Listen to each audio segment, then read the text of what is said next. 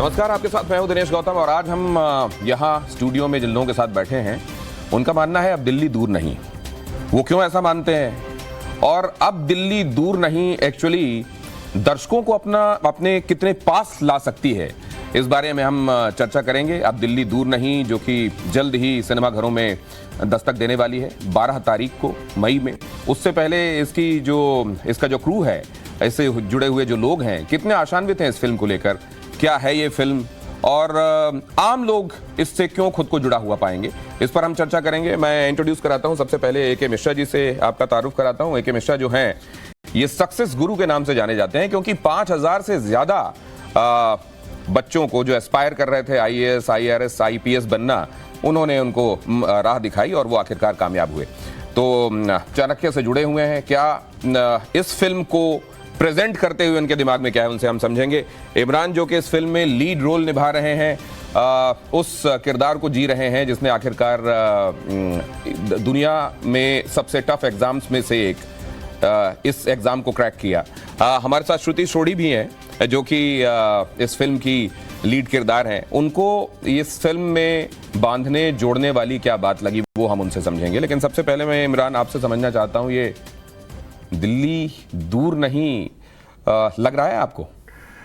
देखिए, बहुत अच्छी आपने बात की कि आज हमारा क्रू टाइम्स नाउ नवभारत में बैठा हुआ है और आपने तारुफ कराया हमारे प्रेजेंटर के। मैं एक्टर हूँ, ये एक्ट्रेस हैं, लेकिन एक किरदार जो हमारे फिल्म का क्रू जो मैं बताना चाहता हूँ कि हमारे जो सबसे इम्पॉर्टेंट किरदार है वो दिनेश गौतम साहब खुद हैं जिन्होंने हमारी फिल्म की स्क्रिप्ट लिखी है। और ये भी बताना चाहूँगा कि ये फिल्म हमने इनके लिखे एक नाटक बात निकले गीतों से इंस्पायर्ड होकर के फिल्म बनाया, क्योंकि इनके लिखे हुए लफ्ज़ों में जो जादू था, जब हम नाटक करते थे हमें इतनी तालियां मिलती थी, चाहे हमने दिल्ली किया, चाहे बॉम्बे किया, चाहे चंडीगढ़ किया, चाहे जालंधर किया, कि हमें लगा कि अब हमें मूवी बनानी चाहिए। सारा क्रेडिट अगर किसी को जाता है तो मैं दिनेश गौतम साहब को देना चाहता हूँ। जब राइटर्स का जमाना है तो ये फिल्म आपको बिलोंग करती है सबसे ज्यादा। मैं बड़ा इस समय एम्बैरेस महसूस कर रहा हूँ, खास तौर से इस तरह का तजुर्बा मेरे पास पहले कभी नहीं है कि मैं इंटरव्यू करते हुए अपने बारे में कुछ सुनूं। तो एज अ राइटर मैं जरूर ये उम्मीद करता हूं कि हम लोग आम लोगों को कनेक्ट कर पाएंगे उनकी बात करते हुए। उनको लगेगा कि ये उनके आसपास की कोई दुनिया है जिसकी चर्चा हो रही है। लेकिन आपने मिश्रा जी जब ये सोचा कि इस फिल्म को आप दर्शकों के बीच में लेकर जाएंगे, आप देखते हैं उन बच्चों को भी जो अलग अलग तरह के परिवेशों से आते हैं और आपके पास आते हैं, कहते हैं ये एग्जाम हमको क्रैक करना है, ये फिल्म आपके पास आई, दोनों के अनुभव बताइए जरा। देखिए, सबसे पहले क्या है, 2017 में मैं इमरान का और भट्ट साहब के साथ वहाँ एक प्ले देख रहा था जिसके राइटर भी आप ही थे। तो उससे तुरंत बाद हमने चर्चा की। मैंने कहा कि इसको फिल्म में दिखाया जाए तो बहुत ही अच्छा रहेगा और मेरे पास 30 साल का अनुभव है, हज़ारों ऐसी कहानियाँ हैं जिन्होंने देखा है।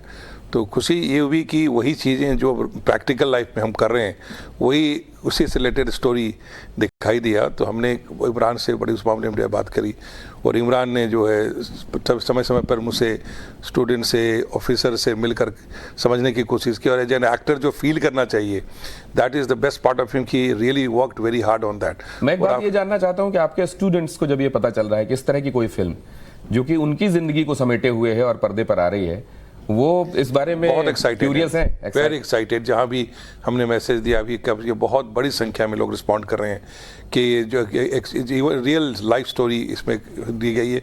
और जो बच्चे अभी संघर्ष कर रहे हैं या जिनका सिलेक्शन हो चुका है, उनके भी बहुत कॉम्प्लीमेंट्स आ रहे हैं कि सर दिस वंडरफुल प्रेजेंटेशन, इस पिक्चर का जो है थीम, हम सब उस फेज से गुजरे हैं। इस फिल्म के बारे में भी ये सोच रहे हैं कि ये अपने इम्तिहान में पास होगी तो हमको लगता है ये पास हो जाएगी। लेकिन श्रुति, मैं एक बात समझना चाहता हूँ, आप खुद एक जर्नलिस्ट रही हैं और उसके बाद आपने फिल्मों को भी देखा, अलग अलग लैंग्वेज की फिल्मों में आपने एक्ट किया और फिर इस फिल्म को भी आपने जिया है। मैं जानना चाहता हूँ इस फिल्म में बाकी चीजों से आपने क्या अलग पाया? इंस्पिरेशनल फिल्म मैंने अभी तक करी नहीं। यूजुअली एक स्लाइस ऑफ लाइफ फिल्म है कि ड्रामा है, रोमांटिक फिल्म है, एक्शन फिल्म है, हीरोइक फिल्म है, जो कि आई थिंक तेलुगु फिल्म्स बहुत हीरोइक होती हैं कि वहाँ पे हीरो हैं, सारा एक्शन वो कर रहे हैं, उनको कभी गोली नहीं लगती, you know, scripts like that. I think ये सबसे रियल स्क्रिप्ट मुझे लगी अभी तक जो मैंने फिल्म्स करी हैं। और ऑफ कोर्स क्योंकि ये इंस्पायर्ड कहानी भी है, आपने लिखी है कहानी, सो जो इमोशंस है वो रियल है, वो मेड अप नहीं है। सो मैंने ये डिफरेंस पाया कि ये इतनी ग्राउंडेड और इतनी रियल स्टोरी अभी तक मैंने नहीं की, मेरे लिए पहली बार था। इमरान, लेकिन मैं ये जानना चाहता हूं आपसे कि जब आप दोस्तों के साथ कई बार काम कर रहे होते हैं तो वो आसान होता है कि मुश्किल होता है? दोनों होता है। मैं बताना चाहूँगा कि जहाँ तक दोस्तों की बात है तो आप जैसे दोस्त ही होते हैं जो रात के 12 बजे तक बुलेटिन करते हैं और 12:30 बजे यहाँ से निकलते हैं, 1 बजे रात को पहुँचते हैं, 1 से 4 स्क्रिप्ट और डायलॉग लिखते हैं और फिर वापस आकर तो अगले दिन काम शुरू करते हैं। आपने और मैं आपको एक बहुत अच्छा तजुर्बा बताऊँ, चूँकि अभी आप पिछले 1 हफ्ते हमारे साथ नहीं रहते हैं, आपके लिखे हुए डायलॉग्स और सीन से लोग इतने प्रभावित हुए कि पटना में हम इनके सेंटर पे गए थे जहां 2000 बच्चे गए थे और बच्चों ने कम से कम बोला कि 10 बार टेलर रिपीट कर करके देखा है। और जब खत्म हो गया टेलर तो मेरे पास एक लड़का आया, उसने कहा कि भैया 1 मिनट आपसे बात करना है। हमने हाँ बताओ क्या हुआ, तो बोला साइड में चलिए। साइड में गया तो हमको सिर्फ एक ही चीज़ बोला कि भैया वो आपको मूंछ नहीं हटाना चाहिए था जो लड़के हुए। क्या आईएएस बनना भी एक्चुअली ये लाइफ के बड़े एग्जाम की तैयारी ही होती है, या आईएएस एक डिफरेंट बॉल गेम है और जिंदगी का एग्जाम एक डिफरेंट बात होती है? श्रुति, मैं ये आपसे जानना चाहती हूँ। मैं मानती हूँ कि सेम चीज़ है। I tell you why. क्योंकि आपने ही फिल्म में ये बोला है कि अगर आप फेलियर हैं, दुनिया ये मानती है कि आप सक्सेस, मतलब आप ने कुछ नहीं किया, यू आर नथिंग, राइट? अगर आप आईएएस ऑफिसर बन गए तो मतलब कि आपने मेहनत करी, अगर आप आईएएस ऑफिसर नहीं बने तो मेहनत नहीं करी। हम यही लेसन लोगों को दे रहे हैं कि इसका मतलब ये नहीं है। सो आई बिलीव कि वो जो प्रोसेस है पूरा प्रेपरेशन का, मेहनत का, मशक्क़त का, वो सारा प्रोसेस ही जिंदगी का एक बहुत बड़ा सबक है, एक लेसन है, चाहे आप क्रैक करें एंड में या आप नहीं करें। So I believe it's a journey. आप क्या कहना चाहते हैं, क्योंकि समाज में बहुत सारे ऐसे लोग हैं, वो आईएएस एग्जाम हो जरूरी नहीं है, जहां जब नाकामयाबी से पाला पड़ता है तो बहुत जबरदस्त डिप्रेशन होता है और फिर वैसे में आदमी कुछ भी ऐसा करने के लिए सोचने लगता है जो असल में उसे नहीं करना चाहिए। देखिए, एक्चुअली क्या है कि सबसे पहले this is the end of life, ऐसा कभी सोच के चलना नहीं चाहिए। अपनी मेहनत ईमानदारी से करना चाहिए। और मेरे रियल लाइफ में एक्सपीरियंस है, मैंने कहा 5000 लोगों का सिलेक्शन हुआ, नेचुरल लाखों लोग से मुलाकात हुई, पर जिन्होंने ईमानदारी से मेहनत की, यदि सिविल सर्विसेज में मिस भी कर गए तो आपके लाइन में, बिजनेस में या किसी भी फील्ड में बहुत अव्वल काम कर रहे हैं।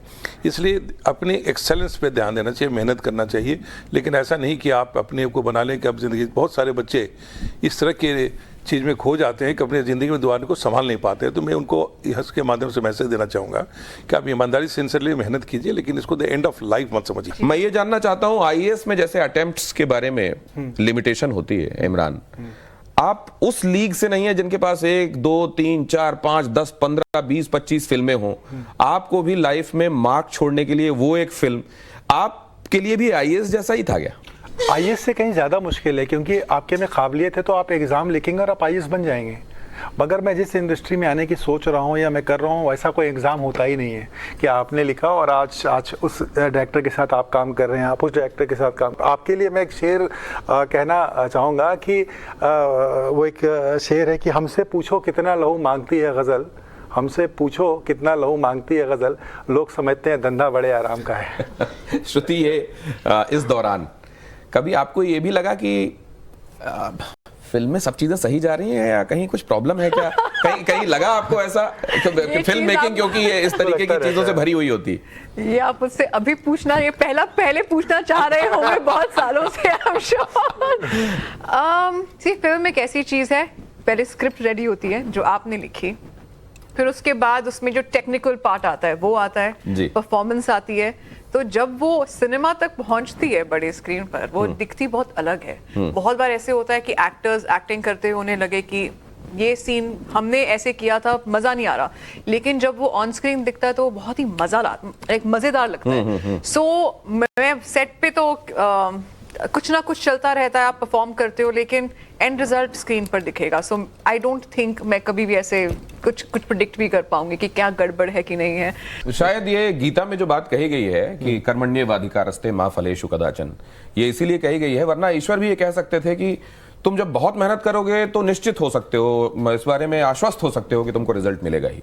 कोई एक बात है, कोई एक एक्स फैक्टर है जो शायद कहीं और होता है, वो भी खातिर में लाना चाहिए। लेकिन इसका मतलब ये नहीं है कि आपके किए हुए काम जो हैं, आपके किए हुए सकारात्मक काम वो व्यर्थ होने वाले हैं। बस सही वक्त का आपको आगे भी इंतजार करना पड़ेगा। मैं शुक्रिया करता हूं, आपने वक्त निकाला, बहुत धन्यवाद। सिर्फ मैं चाहता हूं कि आप थोड़ी देर के लिए भूल जाएं कि आप एंकर हैं। मैं चाहता हूं एज ए राइटर आप क्या कहना चाहते हैं लोगों को?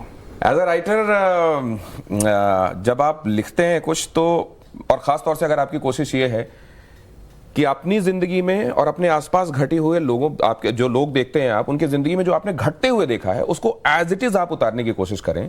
तो आप जो उसके बाद देखना चाहते हैं वो ये देखना चाहते हैं कि क्या वैसी ही चीज़ें ट्रांसफ़र होकर लोगों तक जा रही हैं और वो कनेक्ट करके देख पा रहे हैं कि नहीं। तो अभी एग्ज़ाम बाकी है और धड़कनें तेज़ हैं। I will keep my fingers crossed. बहुत धन्यवाद आप सबका यहाँ पहुँचने के लिए।